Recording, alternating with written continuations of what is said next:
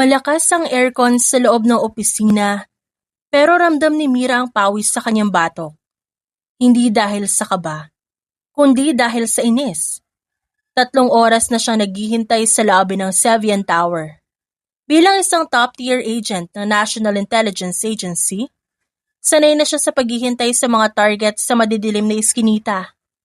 Pero ang paghihintay sa isang bilyonaryong may God complex, ibang klaseng pagsubok ito para sa kanya. Hindi lang sa kanya, kundi pati sa kanyang pasensya. Miss Mira, pasok na po kayo. Pinapatawag na kayo ni Sir Sevi. Bungad ng sekretary na si Karen. Tumayo si Mira. Inayos ang kanyang itim na blazer at naglakad ng may otoridad. Sa bawat takbang niya, pasimple niyang sinusuri ang paligid, ang mga CCTV camera, ang kapal ng salamin, ang mga biometric scanner. Lahat ng ito bahagi ng misyon. Pagbukas ng pinto ng main office, bumungad sa kanya ang amoy ng mamahaling leather at sandalwood. Nakaupo si Sevi sa kanyang swivel chair, nakaharap sa malaking bintana na tanawang buong syudad. 3 oras ako naghintay, Sir Sevi. Panimula ni Mira, walang kabas sa boses niya. Dahan-dahang humarap ang upuan ni Sevi. Doon lang nakita ni Mira ang mukha ng lalaking laman ng classified files na binabasa niya nitong mga nakaraang buwan. Matangos ang ilong, malalim ang mga mata na tila laging may hinahanap, at isang ngiting sadyang mapang-asar. Ang oras ko ay pera, miss. My name is Mira Sandoval. Putol niya dito. Inilapag niya ang kanyang portfolio sa mesa. Pinadala ako dito ng mga board of directors bilang external consultant. May mga anomalya sa huling audit ng logistics at ako ang itinalaga para ayusin ito. Tumayo si Sevi. Matangkad siya at halos isang ulo ang taas kay Mira. Lumapit siya, hindi sa lamesa, kundi mismo sa harap ni Mira. Masyadong malapit. Amoy na amoy ni Mira ang bango nito na nakakahilo kung mahina ang loob mo. External consultant. Sa pagkakaalam ko, malinis na lahat ng records ko. Unless, may ibang dahilan kung ba't ka narito. Mapanuring tanong ni Sevi. Tinitigan siya ni Mira ng diretsyo. Walang kurap. Kung malinis sa records mo, wala kang dapat ikatakot. Sa presensya ko dito, di ba? O baka naman may tinatago ka, kaya ganyan ka ka-defensive. Bahagyang nagulat si Sevi. Sanay siya sa mga empleyadong yumuyuko at hindi makatingin sa kanya ng diretsyo. Pero ang babaeng ito parang hinahamon siya. Matapang ka, I like that. Pero babalaan kita, Miss Sandoval. Ang mga taong masyadong nangingialam sa buhay ko, madalas nawawalan ng trabaho o higit pa doon. Narito ako para magtrabaho, sir. I suggest, hayaan mo na lang akong gawin ang kailangan kong gawin para makaalis na ako agad sa paningin mo. Tumawa si Sevi, isang mahinang tawa at baritonong tono. Yun ang yumanig sa dibdib ni Mira. Makaalis, hindi mo pa nga nasisimulan ng audit, iniisip mo na agad ang pag-alis. Gabi na pero nasa opisina pa rin si Mira. Kunwari nag-audit siya ng mga file pero ang totoo, sinusubukan niyang pasukin ang main server ng kumpanya gamit ang isang maliit na device na nakakabit sa kanyang laptop. Mira, status report? Boses yun ang kanyang handler sa maliit na earpiece. Nasa loob na ako. Si Sevi mukhang pasaway pero matalino. Hindi siya madaling mauto. Sagot niya dito habang mabilis na nagtitipa. Mag-ingat ka. Ayon sa Intel, may mga shipment na dumadaan sa port area na hindi nakarehistro sa kumpanya niya. Copy? Biglang bumukas ang pinto, mabilis niyang itinago ang device sa ilalim ng mga papel at nagkunwaring binabasa ang isang report. Overtime on your first day. Napakasipag mo naman. Puna ni Sevi. Nakasandal ito sa pinto. Wala na ang kanyang blazer at nakabukas ang 2 botones ng kanyang polo. Kailangan ko matapos to para hindi na ako magtagal dito. Sagot ni Mira, nang hindi tumitingin. Kinuha ni Sevi ang isang upuan at naupo sa harap ng lamesa ni Mira. Pinapanood niya ang bawat galaw ng babae. Bakit mo ako tinitignan? Tanong ni Mira na naiirita na. Iniisip ko lang kung ba't ang isang katulad mo nagtatrabaho bilang auditor. You have the eyes of a hunter, Mira. Hindi ka mukhang taong nagbibilang lang ng buwis sa tutang. Umiwas ng tingin si Mira. Masyado ka mapagmasid, sir. Focus on your business, not on me. You are my business now. Dahil hanggang nandito ka sa loob ng gusali ko, you are my responsibility. Maya-maya lumambot ang boses ni Sevi. Nawala ang pagiging arogante sa saglit na pagkakataon. Gutom na ako, sama mo akong kumain. Hindi to kasama sa kontrata ko. Consider it as a business meeting. Gusto mo i-report ko sa board na hindi ka marunong makisama sa CEO? Napabuntong hininga si Mira. Ito na ang pagkakataon niyang makuha ang tiwala ni Sevi. Kailangan niyang lumapit para mas malaman ang mga sikreto nito. Okay, fine. Pero ikaw ang magbabayad. Of course. I'm a billionaire, remember? Nakangising sabi ni Sevi. Habang naglalakad sila palabas, hindi mapigilan ni Mira na mapatingin sa kamay ni Sevi na muntik nang humawak sa siko niya. May kakaibang kuryente siyang nararamdaman na hindi dapat nandun. Hindi naging mahirap para kay Mira na makuha ang atensyon ni Sevi sa paraang propesyonal. Sa loob ng 2 linggo, napatunayan niya ang silbi niya sa kumpanya. Nakita niya ang mga butas sa accounting na matagal nang pinapalampas ng mga dating tauhan ni Sevi. Isang hapon, pumasok si Mira sa opisina ng lalaki, dala ang isang makapal na asul na folder. Sir Sevi, may 5 kumpanya sa logistics na sobrang siningil sa warehousing nitong nakaraang quarter. Kung hindi ito maitatama, mawawalan kayo ng halos 8 milyon matapos ang taon. Diretsahang sabi ni Mira habang inilalapag ang report sa mesa. Sumandal si Sevi sa kanyang upuan. Pinagmamasdan ang seryosong mukha ng babae. Alam mo, bihira ang nakakakita ng ganyang detalye. Most of my consultants just want to please me and get their paycheck. Pero ikaw parang may personal kang galit sa mga irregularidad. Ngumiti ng bahagya si Mira. Isang ngiting praktisado para hindi magmukhang peke. Ayaw ko lang na hindi maayos ang sistema. Mas magaan ang trabaho kapag patas ang lahat. I agree to that. Actually, may gagawin kaming site visit sa port area bukas. Gusto kong sumama ka. I want you to see the actual operations. Baka may makita ka pang ibang butas na hindi lumalabas sa papel. Nagniningning ang mga mata ni Mira sa loob-loob niya. Ito na ang pagkakataong makalapit sa mga bodega kung saan pinaghihinalaan ang mga illegal shipment. Alright, sir. Mas mabuti nga makita ko ang ground operations. Maaga pa lang, nasa biyahe na sila patungo sa daungan. Si Seve mismo ang nagmamaneho ng kanyang SUV. Isang bagay na ikinagulat ni Mira. Akala niya lagi may driver ang mga katulad nito. Ba't ikaw ang nagmamaneho? Nasaan ang security detail mo? Tanong ni Mira habang nakatingin sa side mirror. I felt relaxed when I'm driving. At saka kasama naman kita, di ba? Biro ni Sevi habang nakatutok sa kalsada. Huwag kang umasa sa akin kung may mangyari. Auditor ako, hindi bodyguard. Sagot ni Mira. Bagaman, ang totoo, palihim niyang kinakapa ang maliit na transmitter sa loob ng kanyang bag. Nang makarating sila sa port area, sinalubong sila ng mga tauhan ni Sevi. Habang naglalakad sa gitna ng mga naglalakihang container, napansin ni Mira ang isang pamilyar na logo sa isang bodega sa malayo. At logo yon ang kumpanya ng pamilya ni Althea. Kanino ang bodegang yon, Sir Sevi? Tanong ni Mira habang tinuturo ang direksyon. Sa pamilya ni Althea yon. Soon to be partners namin sa merger. Why do you ask that? Tanong ni Sevi. Wala naman. Napansin ko lang na para mas maraming bantay doon kaysa sa main warehouse nyo. Strict ang tatay ni Althea pagdating sa security. Minsan nga kahit ako hindi basta-basta pinapapasok doon. Pagkukwento ni Sevi. Huminto siya sa tapat ng isang container at tumingin kay Mira. By the way, mamayang gabi may dinner kami ni Althea at ang pamilya niya. Gusto ko sanang nandun ka din.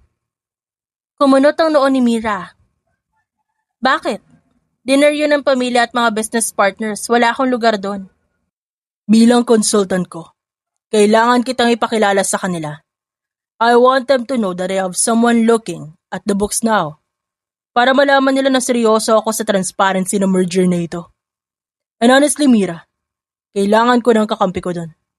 Boring masyado ang mga usapan nila. Napaisip si Mira. Kung pupunta siya, mas mapapalapit siya kay Althea at sa tatay nito.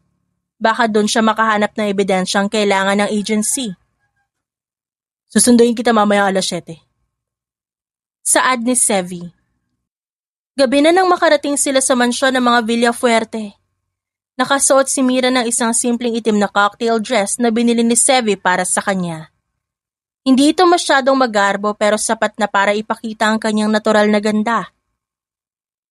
You look professional and stunning. Bulong ni Sevi bago sila pumasok sa loob. Salamat, just focus on the meeting, sir. Paalala ni Mira. Sinalubong sila ni Althea na nakasuot ng isang matingkad na pulang gown. Halatang hindi nito nagustuhan ang makitang kasama ni Sevi si Mira. Sevi, darling, you brought your consultant? Yes, Althea. Malaki may tutulong ni Mira sa audit. Gusto ko ring malaman niya ang mga details ng shipping agreement natin sa tatay mo. Sagot ni Sevi habang ginagabayan si Mira paupo. Sa buong dinner, tahimik lang na nakamasid si Mira. Pinakikinggan ang bawat salitang binibitawan ng tatay ni Althea na si Mr. Roberto. May mga nabanggit itong special cargo na dadaan sa susunod na linggo. Isang bagay na hindi nakalagay sa official schedule na nakita ni Mira sa opisina ni Sevi. Special cargo po? Parang hindi ko po yan nakita sa permit para dyan sa mga files ko. Singit ni Mira sa usapan ng may matamis na ngiti. Natigilan si Mr. Roberto at uminom ng wine. Personal collection lang yun ng mga artworks, Miss Sandoval. Hindi na kailangan dumaan sa regular audit ng kumpanya ni Sevi. Nagkatinginan sila ni Sevi. Kung personal yon, Mr. Roberto, bakit sa main port ng kumpanya ko ito dadaan at hindi sa private dock nyo? Tanong ni Sevi sa tono na parang nagtatanong lang ng balita tungkol sa weather. Mas mabilis kasi ang clearing doon. Huwag mo nang intindihin yun. Saad naman ng matandang lalaki na agad sinigundahan ni Althea. Oo nga, Sevi. Just don't mind it. Hinawakan pa ni Althea ang kamay ni Sevi.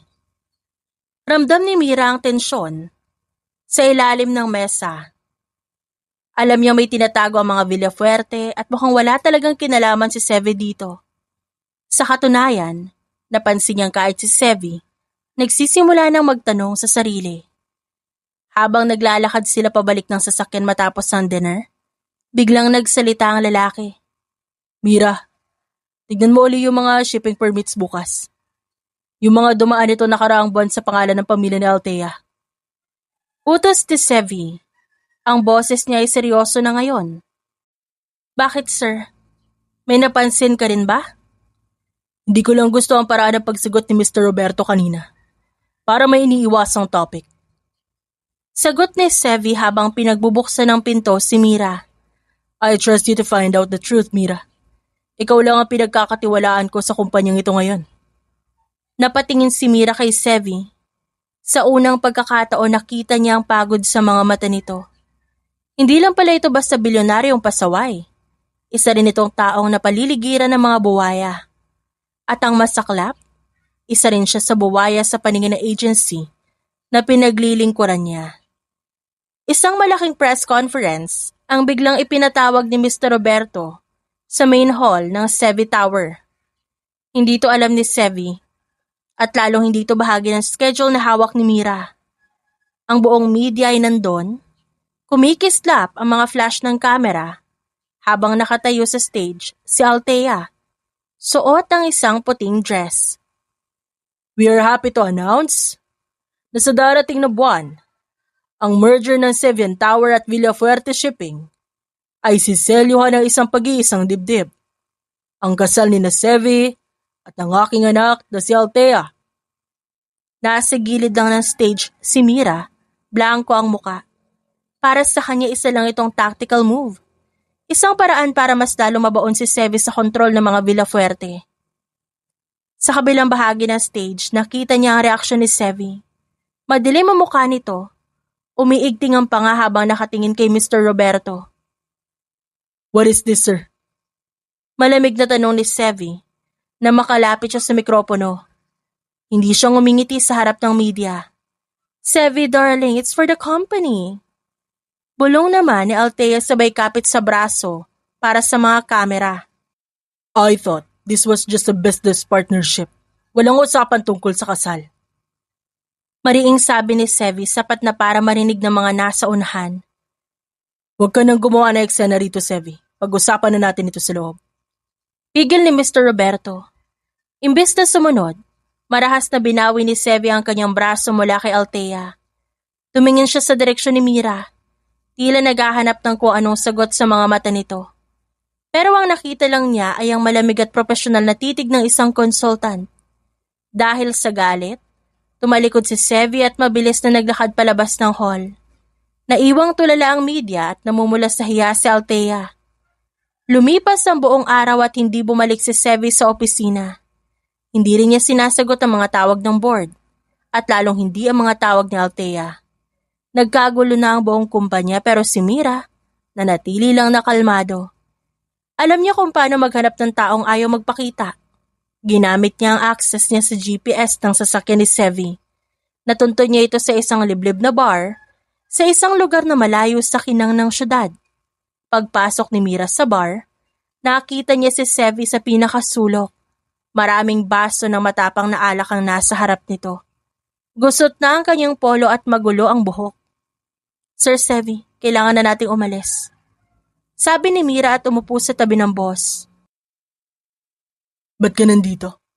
Para i-audit ko ilang baso na ang nainom ko? Narito ako kasi hinahanap ka na ng lahat. Hindi ka na bata, Sir Sevi. Isang anunsyo lang yon. Sagot ni Mira. Isang anunsyo, Mira. Binibenta nila ang buhay ko. At ang masakit, mukhang wala ka man lang pakialam. Para sa'yo, trabaho lang ba ang lahat? Ha? Mapang-uyam na tanong ni Sevi bago muling uminom. Dahil yun ang totoo, trabaho ang pinunta ko dito. Halika na, ihahatid na kita. Utos ni Mira. Hinawakan niya ang braso ni Sevi para patuyuin ito. Mabigat si Sevi pero dahil sa training ni Mira, nagawa niya itong alalayan hanggang sa sasakyan. Sa buong biyahe pa uwi sa mansyon ni Sevi, tahimik lang ang bilyonaryo. Paminsan-minsan bumubulong ng mga salitang hindi maintindihan ni Mira. Nang makarating sila sa mansyon, wala ang mga katulong dahil nakalive ang mga ito. Binuhat ni Mira si Sevi sa pinakaunang kwarto na nakita niya sa ikalawang palapag. Nang ihiga niya si Sevi sa malambot na kama, akmang aalis na sana si Mira nang biglang hawakan ng lalaki ang kanyang palapulsuhan. Dito ka lang. Lasing ka lang, sir. Magpahinga ka na. Sagot ni Mira at pilit na kumakawala. Ngunit mas malakas si Sevi. Sa isang mabilis na galaw, nahila niya si Mira kaya napasubsob ito sa kanyang dibdib. Ramdam ni Mira ang mabilis na tibok ng puso ni Sevi at ang init ng hininga nito na amoy alak. Bakit ba ang tigas mo? Ba't parang wala ka nararamdaman? Hinawakan niya ang mukha ni Mira. Ang kanyang hinlalaki ay dahan-dahang humaplos sa labi ng babae. I am losing everything, Mira. My company, my freedom. At tanging gusto ko lang ay ikaw. Tinitigan ni Mira si Sevi. Sa loob ng kanyang isip pinipilit niya ang sarili. Umalis ka na, huwag ka magpapadala. Target mo lang siya. Pero ang katawan niya ay tila tumangging sumunod. Dahan-dahang inilapit ni Sevi ang kanyang muka hanggang sa magdikit ang kanilang labi. Nung una malambot lang ang halik. Tila nagtatanong, tila nagmamakaawa. Pero nang hindi lumaban si Mira, mas naging mapusok ito.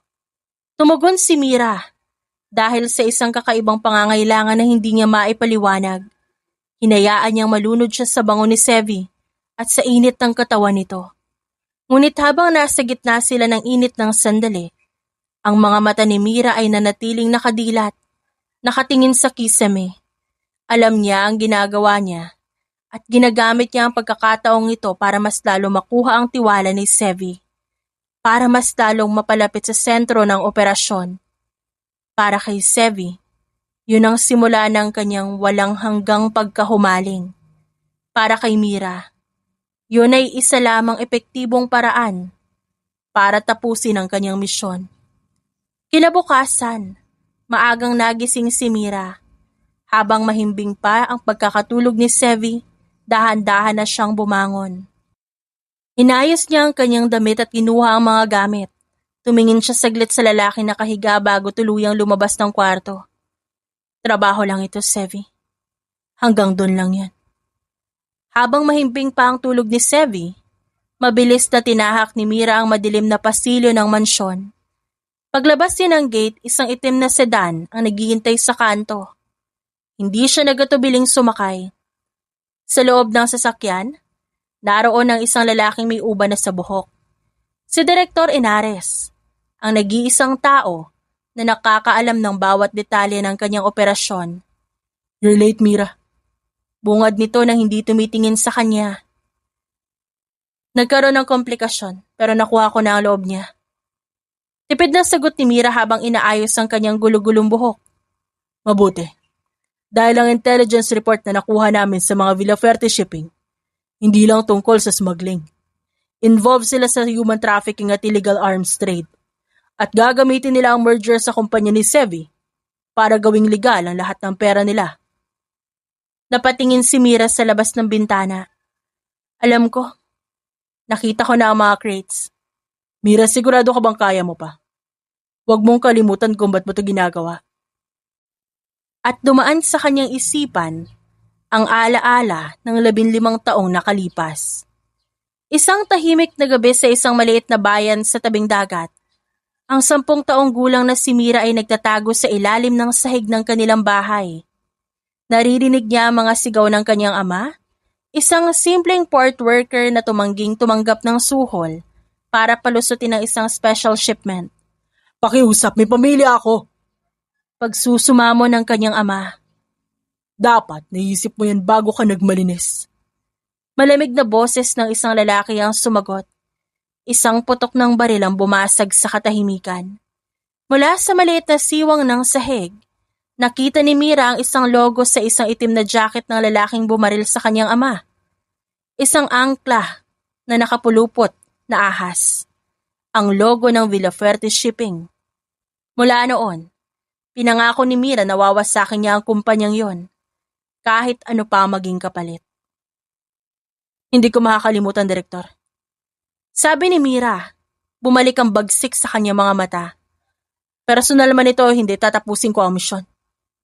Sa isip niya, ibinigay ng langit ang trabahong ito para bigyan ng hustisya ang pagkawala ng lahat sa kanya. Hindi pagkakataon lang na na-assign sa kanya ang case na ito. Pagbalik ni Mira sa Sevian Tower kinabukasan, ibang Sevi ang sumalubong sa kanya. Saan ka pumunta kanina madaling araw? Tanong ni Sevi. Hindi ito tanong ng isang boss kundi isang lalaking tila ninakawan ng isang mahalagang bagay. Umuwi ako para magpalit ng damit, Sir Sevi, at para magtrabaho. Sagot ni Mira habang binubuksan ang kanyang laptop. Lumapit si Sevi at marahas na isinara ang laptop ni Mira. Stop calling me Sir Sevi.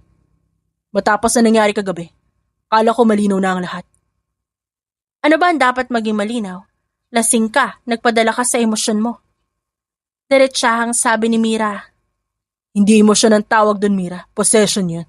Simula kagabi hindi ka nalang basta consultant. You are mine. At ayaw ko umaalis ka na hindi ko alam kung nasan ka. Mariing sabi ni Sevi.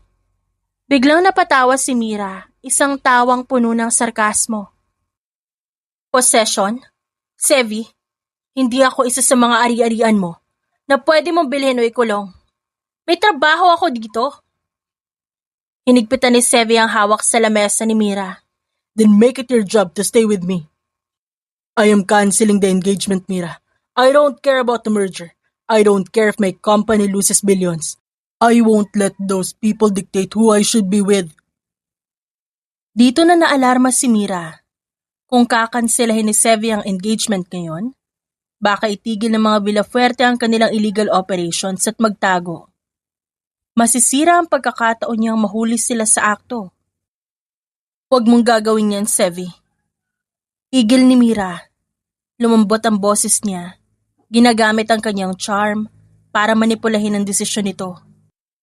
Kailangan mong ituloy ang merger para sa kumpanya mo. Para sa lahat ng empleyado mo dito. Bakit mo sila pinoprotektahan? Nagtatakang tanong ni Sevi. Dahil ayaw ko ako maging dahilan ng pagbagsak mo. Ituloy mo ang plano. Hayaan mo isipin nila na kontrolado ka nila. Pero sa loob tayo ang magkakampi. Saad ni Mira, habang dahan-dahang hinahawakan ang kamay ni Sevi. Nasilaw si Sevi sa mga salitang yon.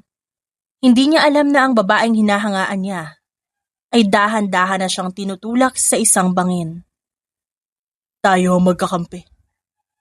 Pag-uulit ni Sevi sa sinabi niya, tila nangingiti na ngayon.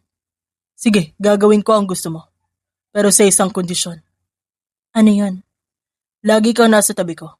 Kahit sa mga private meetings ko sa kanila. Gusto ko makita nila na ikaw ang pinagkakatiwalaan ko at hindi sila. Tumango naman si Mira. Ito na ang pinakahinihintay niyang pagkakataon. Gagawin ko, sir. Kahit saan ka pumunta, nandun ako. Makalipas ang ilang araw, dumating na ang balitang hinihintay ni Mira. Isang malaking shipment ng artworks ang dadaan sa port area sa darating na Biyernes ng hating gabi. Ayon sa insider info ni Mira, nandun ang sapat na ebidensya para ipakulong si Mr. Roberto at si Althea. Sevi, kailangan nating pumunta sa port sa Biyernes. Sabi ni Althea may sorpresa silang inihanda para sa'yo doon bago ang pirmahan ng merger. Pagsisinungaling ni Mira habang nagkakape sila sa penthouse. Sorpresa? Malamang isa na namang boring na party yan. Sagot naman ni Sevi habang nakatingin sa profile ni Mira. Simula nung gabing yun sa mansyon, naging mas lalong obsessed si Sevi sa bawat galaw ni Mira, ni hindi na ito halos makapag-focus sa trabaho. Baka naman gusto mo ring makita ang mga shipment niyo para siguradong malinis ang lahat bago ka pumirma. Suhestyon ng babae. Kung yan ang gusto mo, sige pupunta tayo. Pero pagkatapos na yun, Mira, wala na tayong pupunta ang iba. I will take you somewhere far away. Just you and me.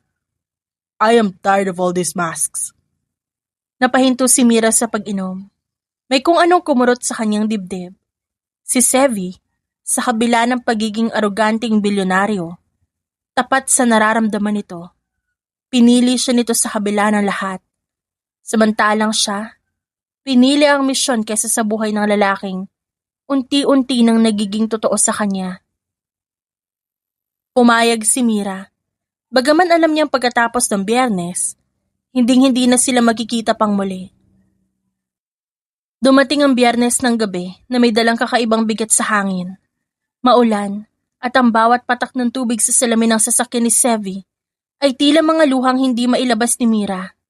Nakaupo siya sa passenger seat. Suot ang kanyang tactical gear sa ilalim ng isang makapal na trench coat. Sa kanyang hita, nakasukbit ang isang 9mm na baril. Bakit ang tahimik mo, Mira? Tanong ni Sevi habang maingat na nagmamaneho patungo sa port area. Simula kanina para malayo ang iniisip mo. Huminga ng malalim si Mira. Tumingin siya kay Sevi.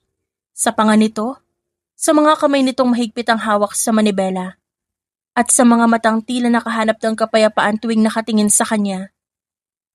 Iniisip ko lang kung ano mangyayari pagkatapos ng gabing to. Mahina niyang sagot. Sabi ko naman sa'yo, di ba? Iiwan natin lahat ng ito. I don't need the billions if it means I have to live a lie with Althea. Seryosong sabi ni Sevi. Bigla niyang hinawakan ang kamay ni Mira at dinala ito sa sariling labi para halikan. I'm obsessed with you because you're my only truth. Hindi nakasagot si Mira. Para bang may bumabara sa lalamunan niya. Ang katotohanang sinasabi ni Sevi ang pinakamalaking kasinungalingan sa panig niya. Nang makarating sila sa warehouse, bumungad sa kanila ang mga tauhan ng mga Villafuerte. Nandoon si Althea at Mr. Roberto. Kapwa may mga ngiting mapanlinlang. Sevi, darling! Buti naman at nakarating kayo. Sakto ang dating niyo para sa huling shipment. Masayang bati ni Althea pero ang mga mata niya, nakatingin ng masama kay Mira. Asa ng mga artworks na sinasabi niyo? Dito, Sevi. Sumunod kayo sa loob.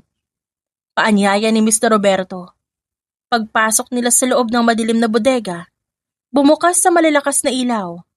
Pero hindi mga painting ang bumungad sa kanila. Sa halip, mga crates na puno ng high-grade firearms at mga pakete ng illegal na droga na nakatago sa loob ng double-walled na container. Ano ito? Galit na tanong ni Sevi. Mr. Roberto, ano ibig sabihin nito? Ito ang pundasyon ng merger natin, Sevi. Malamig na sagot ni Mr. Roberto. Ang kumpanya mo ang magiging perpektong cover para sa mga transaksyong ito. At dahil papasok ka na sa pamilya namin, ikaw na ang magiging mukha nito. Hindi ako papayag dito. Sigaw ni Sevi. Wala ka na magagawa, Sevi. Pinirmahan mo na ang preliminary agreement. Kapag bumagsak kami, kasama ka, darling. Singit ni Althea habang naglalakad palapit. Pero bago ang lahat, kailangan muna nating ligpitin ang asungot na ito. Itinuro ni Althea si Mira. Agad na naglabas ng baril ang mga gwardya at tinutukan sila. Huwag niyo siyang sasaktan. Humarang si Sevi sa harap ni Mira, gamit ang sariling katawan bilang panangga. Ako ang harapin niyo. Dito na hindi nakapagtago si Mira. Isang mabilis na galaw inilabas niya ang kanyang baril mula sa ilalim ng coat at tinulak si Sevi sa gilid. NIA! Drop your weapons! Sigaw ni Mira. Ang boses niya walang bahid ng lambot. Ito na ang isang agent Sandoval. Sabay-sabay na pumasok ang mga operatiba ng National Intelligence Agency mula sa bintana at pinto at nagkaroon ng putukan, nagkagulo sa paligid. Sa gitna ng kaguluhan, nakita ni Mira si Mr. Roberto na sinusubukan tumakas sa backdoor. Hindi siya nagatubili, hinabol niya ito habang iniiwasan ng mga bala. Ngunit bago niya maabutan ng matanda, isang kamay ang humila sa kanya. Isang kamay na pamilyar sa kanya. Si Sevi. Nakasandal ito sa isang crate. May hawak na sugat sa kanyang braso dahil sa isang ligaw na bala. Pero hindi ang sugat ang nagpapakita ng sakit sa mukha niya, kundi ang pagtatraidor. Agent. Halos paos na tanong ni Sevi. Nakatingin siya sa baril na hawak ni Mira at sa badge na nakasabit ngayon sa leeg nito. Lahat ng ito. Lahat ba yun ay bahagi lang ng misyon? Tumigil ang mundo ni Mira. Malakas ang putukan sa paligid.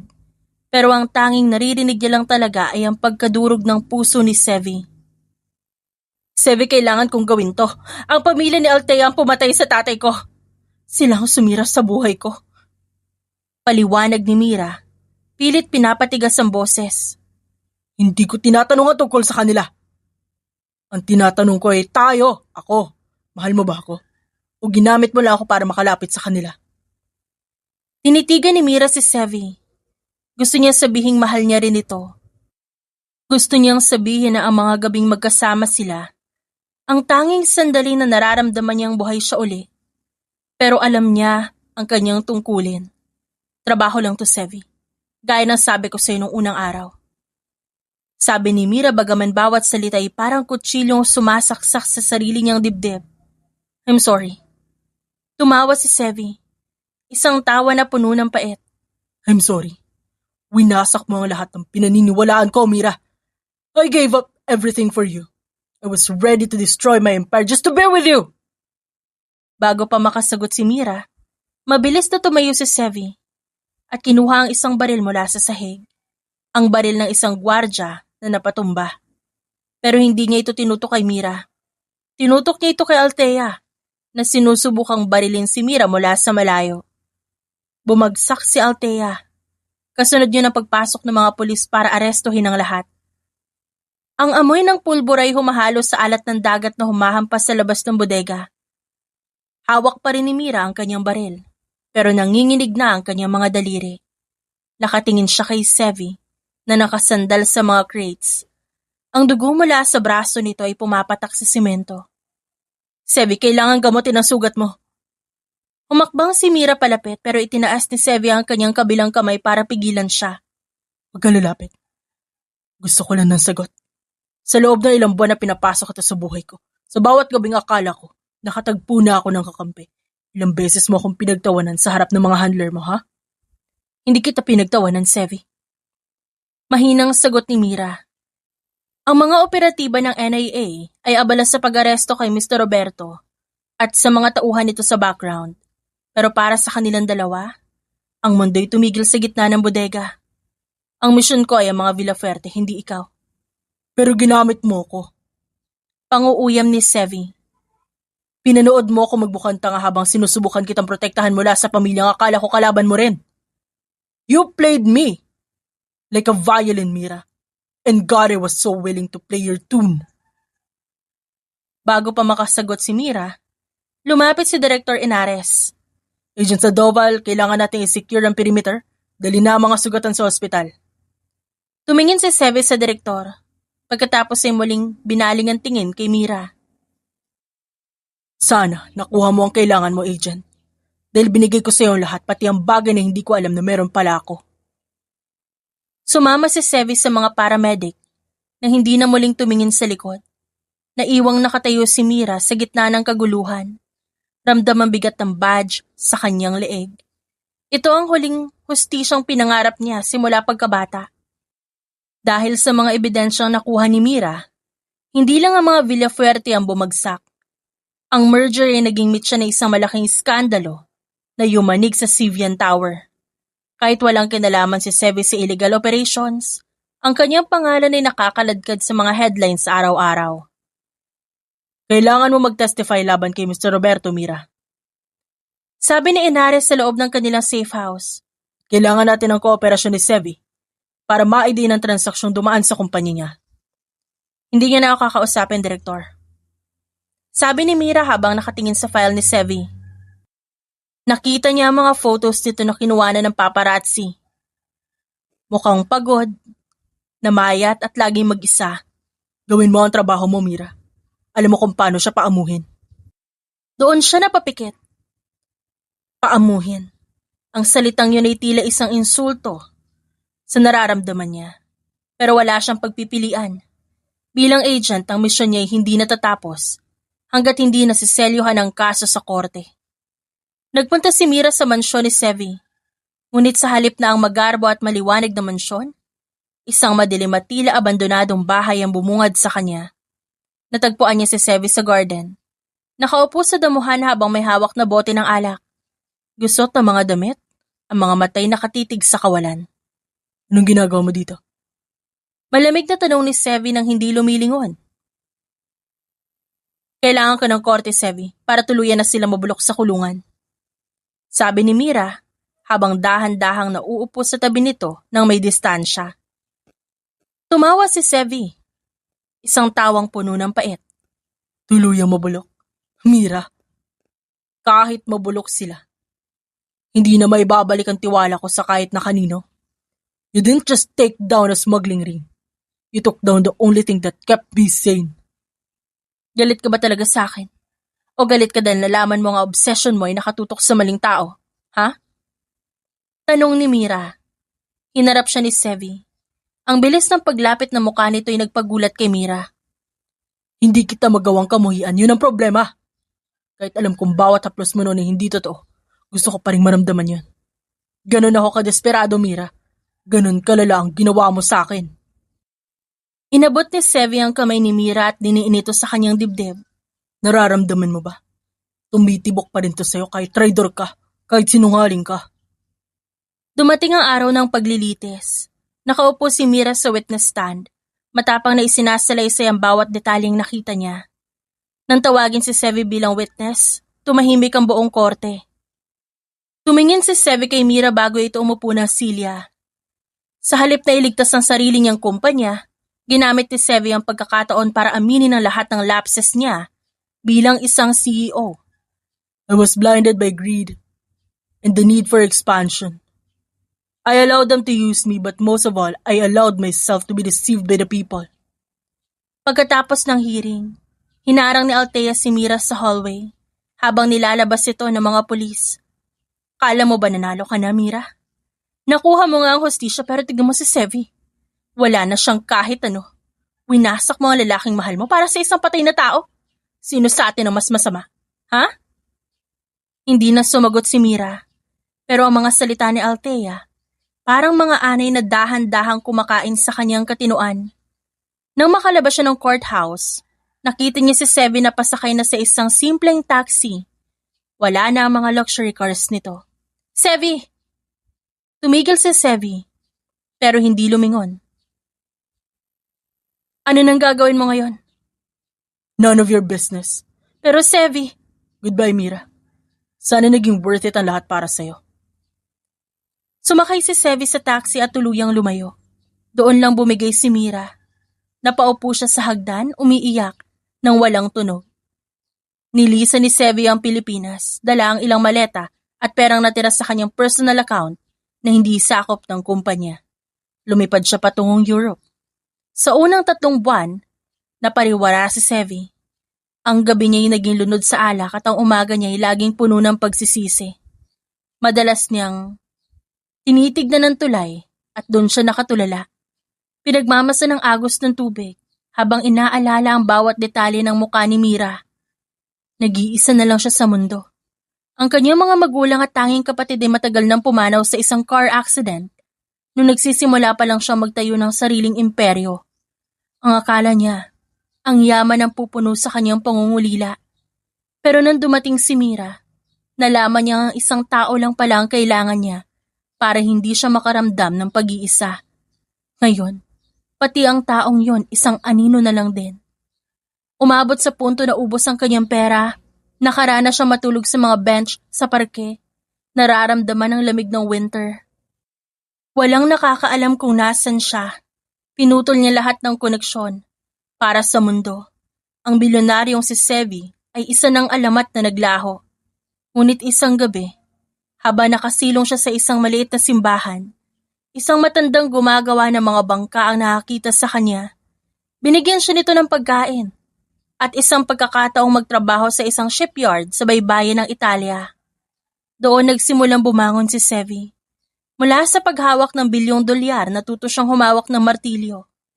Ang kanyang mga kamay na dati puro pirma lang ang ginagawa, ngayon puno na ng kalyo at langis. Doon niya nahanap ang katahimikan. Sa aspeto ng pag-ibig na natiling sarado ang kanyang puso, maraming magagandang babae sa Italy ang sumusubok na kumuha ng kanyang atensyon. Pero sa bawat ngiti ng mga ito, inihahambing niya sa matatalas na tingin ni Mira. Napagtanto niya na kahit anong layo ng kanyang takbuhin, ang obsession niya para sa babae hindi namamatay. Natuto lang siyang mabuhay kasama ng sakit. Habang si Sevi ay dahan-dahang binubuo ang sarili sa ibang bansa, si Mira naman ay lalong ibinaon ang sarili sa panganib. Tinanggap niya ang pinakamahirap na misyon ng NIA. Mga operasyon sa Mindanao, mga undercover sa mga sindikato ng droga sa Southeast Asia. Mira, kailangan mo magpahinga. 1 buwan ka nang hindi natutulog na maayos. Sabi ni Director Henares, habang tinitignan ng bagong pasa sa braso ni Mira, pagkatapos ng isang operasyon sa Bangkok. Ayoko ng pahinga, Direktor. Kapag huminto ako, masyadong maingay ang utak ko. Sagot ni Mira habang nililinis ang kanyang baril. Wala na siyang emosyon. Sa bawat misyon para siyang makina. Pinipilit niya ang sarili na kalimutan na minsan na naging siya si Mira Sandoval, na consultant ni Sevi. Para sa kanya ang gabing yun sa warehouse, ang huling gabi na naramdaman niyang tao siya. Wala siyang balita kay Sevi. Sinubukan niyang huwag gamitan ng resources ng NIA para hanapin ito. Kahit na gustong-gusto niyang malaman kung kumakain ba ito ng maayos, kung may nag-aalaga ba dito, kahit alam niyang wala siyang karapatan. Isang gabi, matapos ng isang matagumpay na raid, mag-isang nakaupo si Mira sa isang bar sa Singapore. Umorder siya ng whiskey, ang inumin ni Sevi. Nasaan ka na kaya, Sevi? Bulong niya sa hangin. At lumipas ang 2 taon. Si Sevi, isa ng respetadong master boat builder sa isang maliit na bayan sa Italy. Kilala siya doon bilang Sev, ang tahimik na dayuhan na may gintong mga kamay sa pag-aayos ng mga yate. Namumuhay siya ng simple sa isang maliit na apartment na tanawang asul na dagat. Samantala ang NIA ay nakatanggap ng bagong intel tungkol sa isang international money laundering scheme na ang sentro ay sa Europe. Ang target? Isang dating partner ng mga Villafuerte na nakatakas noon. Mira, kailangan mo pumunta na Italy. May meeting ang target sa isang private yacht sa Amalfi Coast. Kailangan natin makuha ang digital ledger niya. Utos ni Inares. Pagdating ni Mira sa Amalfi, agad niyang sinimula ng pagmamanman. Habang naglalakad siya sa pier isang hapon para tignan ang yate ng target, napahinto siya sa tapat ng isang repair shop. Naririnig niya ang tunog ng martilyo at kasabay niyon ang isang amoy na matagal niyang ibinaon sa limot. Ang amoy ng sandalwood na humahalo sa amoy ng sariwang kahoy at dagat. Dahan-dahan siyang tumingin sa loob. Doon nakita niya ang isang lalaking nakatalikod. Pawis na pawis, seryosong nag-a-adjust ng layag ng isang bangka. Ang katawan nito mas maskulado na ngayon. Sevi? Mahinang tawag ni Mira. Halos hindi lumabas ang boses niya sa lalamunan. Tumigil ang lalaki sa pagpukpok. Dahan-dahan itong humarap. Nang wagtama ang kanilang mga mata, tila bumalik ang lahat ng sakit, lahat ng galit, lahat ng pagkahumaling na pilit nilang tinakasan sa loob ng 2 taon. Hindi makagalaw si Sevi. Ang martilyong hawak niya, dahan-dahang lumuwag sa kanyang pagkakahawak, hanggang sa bumagsak ito sa sahig na gawa sa kahoy. Ang ingay niyon ang nagpabalik sa kanya sa realidad. Tinignan niya ang babaeng nakatayo sa bukana ng kanyang shop, si Mira, na mas payat pero hanggang ngayon, matalas pa rin ang mga mata. Anong ginagawa mo dito? May misyon ako rito, Sevi. Hindi ko alam na nandito ka. Nais niyang humakbang palapit, pero nakita niya ang pag-atras ni Sevi. Misyon na naman. Panguuyam ng lalaki. Huminga siya ng malalim at kinuha ang isang basahan para punasan ang kanyang mga kamay na puno ng grasa. Lagi na lang bang may kailangan makuha o masira? Kaya ka dumarating? Hindi ko binalak na mahanap ka, Sevi. Aksidente lang ito. Pinagmasdan ni Mira ang paligid ng shop. Umalis ka na, Mira. Tapos na tayo, di ba? Nakuha mo na hostisya mo sa Maynila. Hayaan mo na ako mabuhay ng tahimik. Sevi ang target ko. Nasa yate na inaayos mo. Delikadong tao. Si Lorenzo. Hindi lang siya basta business partner ni na Mr. Roberto noon. Mamamatay tao siya. Lumapit si Sevi hanggang sa magkaharap na sila. Ang distansya ay sapat na para maamoy ni Mira ang halo ng pawis at sandalwood sa lalaki. At tingin mo ba natatakot pa ako sa mamamatay tao? Mas natatakot ako sa iyo, Mira. Dahil tuwing dumarating ka, nawawasak ang mundong binubuo ko. Hindi nakinig si Mira. Sa halip na umalis na natili siya sa labas ng shop hanggang lumubog ang araw. Alam niyang susubukan ni Lorenzo na kunin ang yate ngayong gabi. At ayaw niyang madamay si Sevi sa putukan. Nang mag-alas 10, lumabas si Sevi sa kanyang shop at nakita si Mira na nakasandal sa isang poste. Nakasuot ng itim na jacket. Di ka talaga aalis? Tanong ni Sevi. Hindi hanggat hindi ko nakikitang ligtas ka. I have to make sure. Bakit ba ang hilig mo magpanggap na may pakialam ka? Galit na sabi ni Sevi, pero hinila niya ang braso ni Mira patungo sa maliit na apartment sa itaas ng shop. Pumasok ka dito. Baka makita ka pa ng mga tauhan ni Lorenzo. Pagpasok sa apartment, bumungad kay Mira ang pagiging simple ng buhay ni Sevi. Isang kama, isang lamesa, mga libro na tungkol sa paggawa ng bangka. Walang bakas ng karangyaan. Kumain ka na ba? Hindi pa. Tipid na sagot ni Mira. Naupo sila sa maliit na mesa. Ang katahimikan ay mabigat. Puno ng mga bagay na hindi masabi. Kumusta ka, Sevi? Sa loob ng 2 taon naging masaya ka ba dito? Masaya. Hindi ko alam kung yun ang tamang salita. Payapa siguro. Umiwas ng tingin si Mira. Mas lalo ako naging abala. Kala ko kapag marami akong ginagawa makakalimutan kita. Napatigil si Sevi. Inilapag niya ang kanyang tinidor at hinawakan ng kamay ni Mira na nasa ibabaw ng mesa. Ang init ng kamay ni Sevi ang nagdala ng kuryente sa buong katawan ng babae. Bakit mo ito sinasabi ngayon? Para saan pa, Mira? Dahil baka ito na ang huling pagkakataon na makita kita. Ang misyon na to, malaki ang posibilidad na hindi na ako makabalik ng buhay. Tumayo si Sevi at hinila si Mira patayo. Huwag mo sabihin yan. Hindi ka pwedeng mamatay hanggat di mo pa nababayaran lahat ng ginawa mo sa akin. Paano ko babayaran, Sevi? Wala na akong kahit ano kundi ang buhay ko. Dahan-dahang inilapit ni Sevi ang kanyang mukha kay Mira. Sa pagkakataong ito, walang alak na nakakahilo. Walang manipulasyon. Ramdam ni Mira ang bawat paghinga ni Sevi. Binuhat ni Sevi si Mira patungo sa maliit na kama. Ang bawat haplos ay tila humihingi ng tawad. Bawat halik ay tila nagtatanong kung ba't ngayon lang sila muli nagtagpo. Miss na miss kita, Mira. Kahit anong pilit ko itaboy ka, ikaw pa rin ang hinahanap-hanap ng katawan ko. Nandito na ako, Sevi. Nandito na ako. Sagot ni Mira habang yakap ng mahigpit ang lalaki. Sa gabing yon, sa ilalim ng mga bituin, nakalimutan nila ang mundong naghiwalay sa kanila. Madaling araw pa lang pero gising na ang lahat ng senses ni Mira. Habang mahimbing ang tulog ni Sevi sa kanyang tabi, dahan-dahang bumangon si Mira at sinuot ang kanyang tactical gear. Sa bawat paghigpit ng kanyang boots, sumusulyap siya sa lalaking tila ngayon lang nakaranas ng payapang tulog. Kinuha niya ang kanyang baril at chinek ang magazine. Sa pagkakataong ito, may mabigat na bato sa kanyang dibdib. Hindi ito ang karaniwang kaba bago ang isang raid. Takot ito.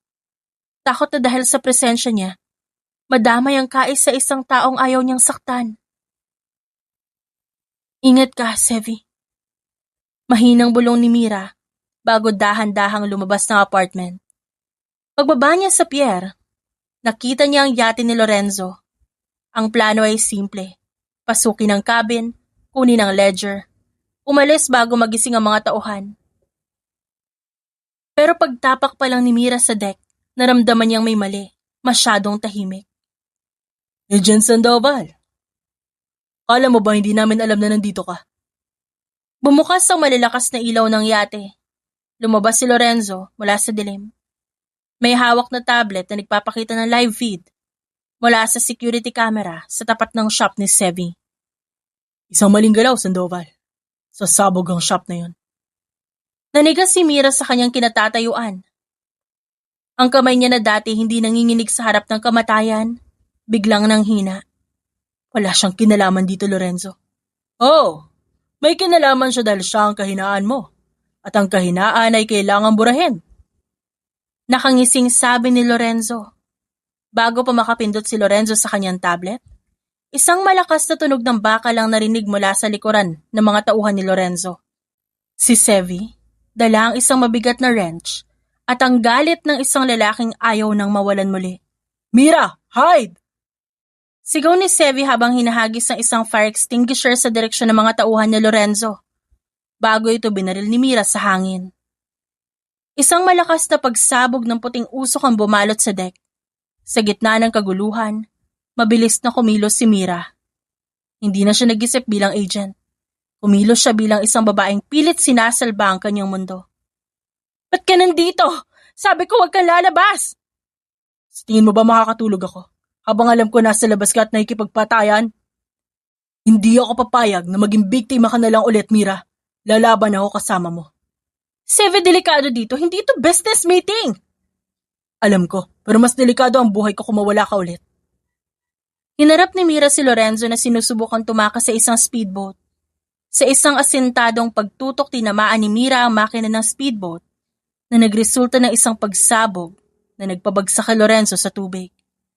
Mabilis na kinuha ni Mira ang ledger na nahulog ni Lorenzo, pero bago sila makahinga ng maluwag, nakita niya may isang tauhan si Lorenzo na nakatutok ang baril sa likod ni Sevi.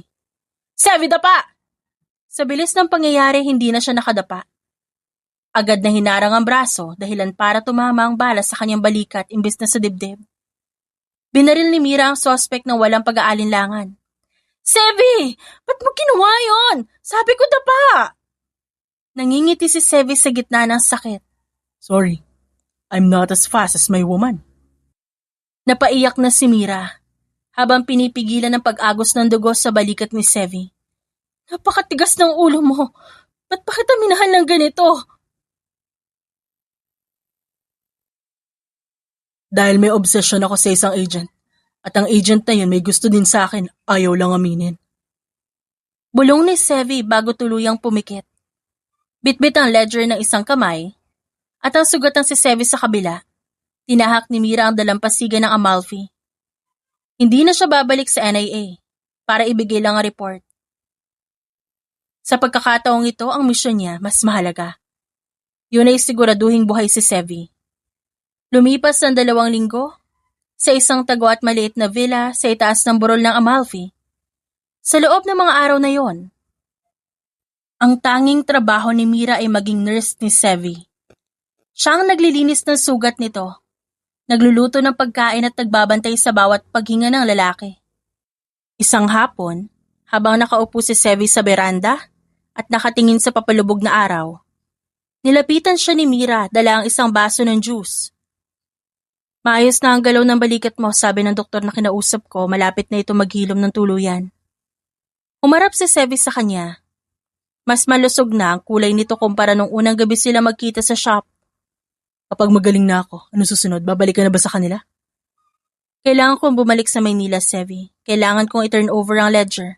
Tapusin ang lahat ng paperworks ng misyong ito. Mariing napapikit si Sevi. Aalis ka na naman. Babalik ako sa NIA para mag-resign, Sevi. Ayoko na eh. Pagod na ako. Nagulat si Sevi. Bakit? Handa akong iwan lahat para sa isang normal na buhay kasama ka. Kung tatanggapin mo pa ako. Bulong ni Mira sa lalaki. Hindi na sumagot si Sevi. Hinila niya si Mira, patayo at hinalikan nito na matagal at puno ng pananabik. Hihintayin kita sa Maynila. Pagkalipas na ilang buwan, bumalik sila sa Maynila. Pinili nilang manatili sa isang modernong condominium na binili nila pareho. Sino mag-aakala na ang isang agent may ganito kalaking savings? Biro ni Sevi habang tinitignan ng bank statement ni Mira na nasa lamesa. Hazard pay yan, Sevi. Wala naman akong pinagkakagastosan nun, kundi bala at kape. Sagot ni Mira habang nag-aayos ng gamit sa kwarto. Lumapit si Sevi at niyakap siya sa bewang mula likuran. Binaba niya ang kanyang mukha sa leeg ni Mira. Dahan-dahang hinahalikan ang sensitibong bahagi niyon. Let's start again, Mira. May natira pa ba sa mga offshore accounts mo? Tanong ni Mira at bahagyang humihingal sa bawat halik ni Sevi. Sapat na para magsimula ng isang bagong logistics firm. Isang malinis at walang bahay ng dumi at tayo ang may-ari. Iniharap ni Mira ang sarili sa lalaki. Pero bago natin pag-usapan ng business plan, gusto ko muna ipaalala sa'yo kung ba't ako naging obsessed sa'yo. Bakit naman? Dahil kahit gaano ka katigas, sa bisig ko lang ikaw bumibigay. Sabi ni Sevi bago dahan-dahang itinulak si Mira sa malambot na kama. Makalipas ang ilang buwan, formal nang binuksan ng SNN Solutions. Isang maliit na opisina lang ito sa simula. Malayo sa kinang ng dati nilang gusali pero puno ng pag-asa. Sir Sevi, may appointment kayo sa bagong consultant nyo. Biro ni Mira habang pumapasok sa opisina ni Sevi, dala ang 2 tasa ng kape. Tumingin si Sevi sa kanya. Nakasuot na ulit ito ng black suit tulad ng dati. Mukhang mas relax at masaya. Consultant, baka NIA agent ka na naman ah. Resign na ako, diba? Full-time partner mo na ako ngayon sa lahat ng aspeto. Mabuti naman. Ayaw ko na may tinatago ko sa akin. Alam mo nung nasa Italy tayo. Kala ko panaginip lang lahat eh. Pero ngayon nandito na tayo, nagtatayo ng bagong buhay. Naramdaman ko na worth it lahat ng sakit. Worth it din ang pagiging pasaway mo ng Sevi. Kung di ka nagisakit sa ulo, hindi siguro ako na-assign sa'yo. Mahal kita, Mira, higit pa sa lahat. Mahal din kita, Sevi. Isang gabi, nagkaroon ng grand opening sa isang bagong hotel sa Manila at inimbitahan ng SNN Solutions. Dahil nagsisimula pa lang silang bumangon, kailangan nila makapag-network. Nakasuot si Mira ng isang simpleng asul na dress, habang si Sevi naman, mukhang bumalik sa dating kinang sa kanyang itim na suit. Habang kinakausap ni Mira ang ilang potential clients, napansin niyang kanina pa may kausap si Sevi sa kabilang bahagi ng hall. Isang babaeng mestiza, matangkad at halatang kanina pa humahawak sa braso ng lalaki habang tumatawa.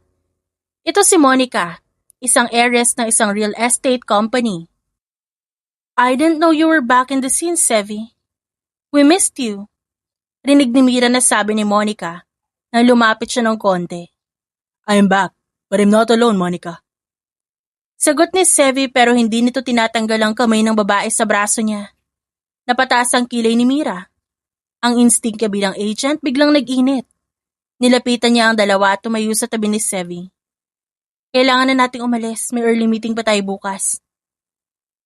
Tumingin si Monica kay Mira mula ulo hanggang paa.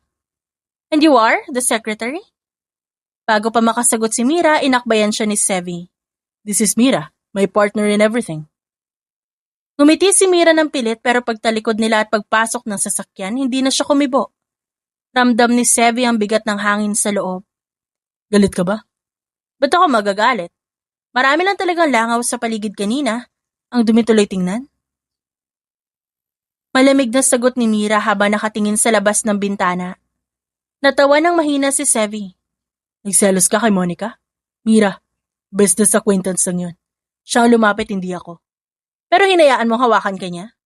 At mukhang enjoy na enjoy ka sa pakikipag-usap ha? Alam mo, Sevi, sanay ako sa mga kalaban na may baril. Pero yung mga kalaban na may ngiti sa labi at nakahawak sa braso mo, hindi ko alam kung paano i-neutralize. Pinatay ni Sevi ang makina ng sasakyan at hinarap si Mira. Hinawakan niya ang magkabilang pisngi ng babae. Tumingin ka sa akin, Mira.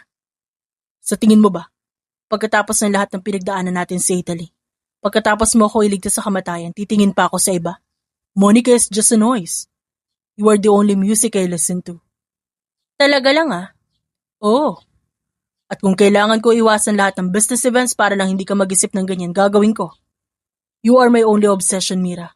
Wala nang iba. Assurance? Gagawin ko kahit ano para maniwala ka. Hinawakan ni Mira ang batok ni Sevi at hinila ito palapit para sa isang masuyong halik. Fine. Pero sa susunod na hawakan ka uli yun. Baka makalimutan ko resigned na ako at baka ma-handcuff ko siya sa poste. Tumawa si Sevi at niyakap ng mahigpit si Mira. I'd love to see that side of you again. Isang linggo matapos ang party, nakatanggap si Mira ng isang encrypted message sa kanyang phone. Kinabahan siya. NIA? Akala niya tapos na ang lahat. Ang message ay naglalaman ng coordinates sa isang abandonadong lighthouse sa labas ng syudad at isang maikling note. Target acquired. Final extraction needed. Proceed alone. Hindi siya mapakali. Inisip niya kung may naiwan ba siyang hindi natapos na kaso. Hindi niya sinabi kay Sevi at nag-iwan lang siya ng note na may bibisitahin siyang kaibigan. Pagdating niya sa lighthouse, madilim at tanging huni lang ng kuliglig ang naririnig. Dala ni Mira ang kanyang tactical flashlight. Pumasok siya sa loob habang maingat ang bawat takbang.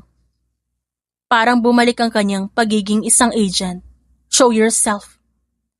Ani Mira habang inililibot ang ilaw. Biglang bumukas ang isang spotlight sa gitna ng lighthouse. Pero sa halip na kriminal, ang nakita niya ay isang lamesang puno ng rosas at isang pamilyar na lalaki, si Sevi. Anong kabaliwan to, Sevi? Tanong ni Mira, kunwari galit pero hindi niya mapigilang mapangiti. Agent Sandoval, nahanap mo na ang target. Naglakad siya palapit kay Mira habang may hawak na maitim na case na mukalagayan ng surveillance equipment. Masyado ka maraming pakulo. Paano mo nalaman ang codes ng NIA messaging? Tanong ni Mira habang binababa ang kanyang flashlight. May mga koneksyon din ng mga dating bilyonaryo, no? Tumayo siya sa harap ni Mira at ang mga matay seryoso pero puno ng pagmamahal. Mira, simula nang pumasok ko sa opisina ko bilang consultant, alam ko na magbabago ang buhay ko. Ikaw lang pala ang kailangan ko para maligtas ang sarili ko. Binuksan ni Sevi ang case at sa loob niyo nakasabit ang isang diamond ring sa isang silver dog tag chain. Ito na ang huling misyon mo, Mira. Sabi ni Sevi, ang boses niya medyo nanginginig na sa emosyon. I want to surrender my freedom to you. I want to be your permanent target. Ayoko na magtago, ayoko nang tumakas. Gusto ko ikaw maging home ko, home base sa habang buhay na ito. Napahawak si Mira sa kanyang bibig. Ang luha ay nagsisimula ng pumatak. Sevi, Mira Sandoval, will you accept this mission? Will you be my wife, my partner, and the only reason? And who has the right to control me for the rest of my life? Hindi ito mula order sa direktor. Ito'y pakiusap mula sa lalaki na bubuhay dahil sa'yo. umiiyak na tumatawa si Mira at hinila si Sevi para yakapin ng mahigpit. Mission accepted, Sevi. Kahit kailan hindi kita bibitawan. Promise. Isinuot ni Sevi ang singsing sa daliri ni Mira at pagkatapos sinuot ang dog tag chain sa leeg nito. You are now officially off duty as an agent, but you are now permanently assigned to me. Sa gitna ng abandonadong lighthouse, na ngayon ay puno ng liwanag ng kanilang pag-ibig, muling nagsumpaan ang dalawa. Wala ng lihim, wala ng mga baril. Wala ng misyon sa dilim. Ang tanging natitira na lang ay ang dalawang tao na nahanap ang isa't isa sa gitna ng kaguluhan at handang harapin ang anumang bukas basta magkasama. I love you, my beautiful agent. I love you too, my billionaire. Mula sa bintana ng bagong opisina, pinagmasdan ni Sevi ang abalang kalsada ng Maynila. Hindi na ito ang dating Sevian Tower. Napuno ng lihim at takot. Ang binuo nila ni Mira ay isang kumpanyang nakatayo sa katapatan. Sa loob ng 3 taon lumawak ang kanilang logistics business hanggang Southeast Asia. Pero para kay Sevi, hindi ang mga graph ng benta o ang lumalaking stocks ang mahalaga. Lumingon siya nang marinig ang pagbukas ng pinto. Pumasok si Mira, nakasuot siya na isang maluwag na floral dress at ang kanyang mukha ay may kakaibang ningning na hindi kayang ibigay ng kahit anong mamahaling bagay. Masyado ka na namang seryoso, sabi ko sa'yo ang board meeting sa susunod pang linggo. Biro ni Mira habang dahan-dahang naglalakad palapit sa kanya. Agad na lumapit si Sevi para alalayan ang asawa. Inalalayan niya ito paupo sa malambot na sofa. Hindi ang meeting ang iniisip ko. Iniisip ko lang kung gaano ako swerte na nahanap mo ako sa Italy. Hinawakan ni Sevi ang umuumbok na tiyan ni Mira. Ang bunga ng kanilang pagmamahalan na 7 buwan nilang pinakahihintay. Sabi ng doktor, malakas ang tibok ng puso niya. Siguro manas sa tatay niyang matigas ang ulo. Sabi ni Mira habang nakasandal ang ulo sa balikat ni Sevi. O baka manas sa nanay na mahilig mag-undercover. Ang lahat ng yaman na meron tayo ngayon. Walang kwenta ito kung hindi ikaw ang kasama ko sa bawat desisyon. Tapos na ang misyon natin sa labas, Sevi. Ang misyon natin ngayon dito sa loob ng bahay. Lumuhod si Sevi sa harap ni Mira. Idinampi ang kanyang mukha sa tiyan nito. Sa sandaling yon, wala na siyang hinahangad na iba pa. Ang dating bilyonaryong uhaw sa kapangyarihan, naging isang lalaking kontento na sa bawat hininga ng kanyang mag-ina. Ang imperyong binuo nila, hindi gawa sa semento at bakal, kundi sa mga pangakong tinupad at pusong hindi sumuko kahit sa gitna ng digmaan. Ang tadhana ay may sariling paraan. Magsimula man ang lahat sa isang mapanganib na laro ng taguan at hinala, ang puso ay palaging nakakahanap ng paraan para sumuko sa tamang pagkakataon. Sa mundong puno ng maskara at lihim, ang kanilang pagmamahalan nagsilbing kais sa isang misyon na hindi kailangan tapusin dahil ito'y isang habang buhay na operasyon ng pagpili, pagtitiwala at pagyakap sa katotohanan kahit ang pinakamatigas na tao kailangan din ng isang tahanang matatawag na sa kanya. The End.